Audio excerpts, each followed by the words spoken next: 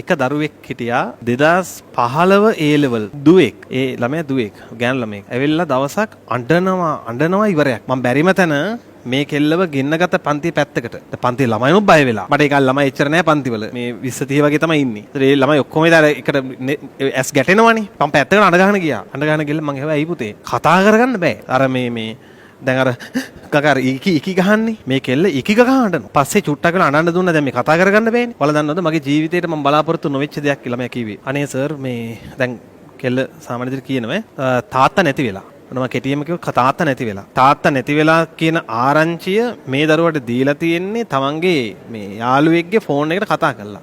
මේ කෙල්ල දැන් ඉවස ගන්න බැරුව අඬනවා. මේ කෙල්ලට වැඩිම දුක මොකටද දන්නවද? එනකොට තාත්තක තරහ වෙලා ඇවිල්ලා තියෙනවා. නිකන් හිත ගැස්සිලා යන්නේ නැද්ද? තාත්තට උත්තර බැනලා ඇවිල්ලා තියෙනවා. මං කිව්වා ඇයි උඹ බැන්නේ? ඇයි බැන්නේ? මොකද්ද උනේ? මොකද්ද? බූල් බෑන්ඩ් කියලා මගුලක් තියෙනවද? ඔළුවේ දාන හරි බෙල්ලේ දාන හරි මොකක් හරි ගැට ගහ ගන්න එකක්. ආන් මේ මගුලක් කියලා සල්ලි දීලා නැහැ. ඔය තියෙන්නේ ගෙදර තියෙන්නේ මේවා දාපම් මේ වෙලාවේ සල්ලි නැහැ කිව්වලු. බූල් බෑන්ඩ් එකක් ගන්න සල්ලි දෙන්නේ නැද්ද කියලා එන්න ගේමක් ඇදලා ගෙදර. ඔය එහෙම ඉන්න කෙල්ලෝ ඉන්නවා. මල් වගේ හිටියට මගේ අප්පා ගෙදර. යක්ෂ දිෂ්ටි තියෙන්නේ. කන්නේ නැහැ. සමහරුන් කන්නේ නැහැ. උන් උපවාසී. තාත්තලට අම්මලට රිදවන්න නොකා හිටපු අය මේ පන්ති ඇති. ඒ කියන්නේ තමන් බඩගින්නේ. ඒක මොලෙත් පොඩ්ඩක් අඩුයි කියන්නේ ඒකනේ. ඔක මේ කොල්ලොත් කරනවා. මේ මිටියට සමහරයෝ. දැන් මේ ආගන්නකො විශ්ස. ඔයාලා දැන් මේ දරුවට ආරෝපණය වෙන්න එක සැරයක්. දැන් අද මේ පන්තිය ඇති ළමයි තාත්තත් එක්ක වලි දාගෙන ආපු අය. අම්මා එක්ක වලි දාගෙන ආපු අය ඇති. අම්මට බැනලා ආපු ළමයි ඇති මේ පන්තිය. අද ඔයාලා ගෙදර යනකොට ගෙදර සුදු කොඩි දාලා නම් මේ කියන එක මූසල කතාවක් කියලා හිතන්නේ. දැන් සමහරුන් ඉන්න බලන් බක පඬිතුන් ඉද්දකින් යකෝ මේක කියන කතාව හෙන ගහන්න මේකට තූ තට්ට මුතුගලයා. එහෙම හිතන්නේ උන් ඇති.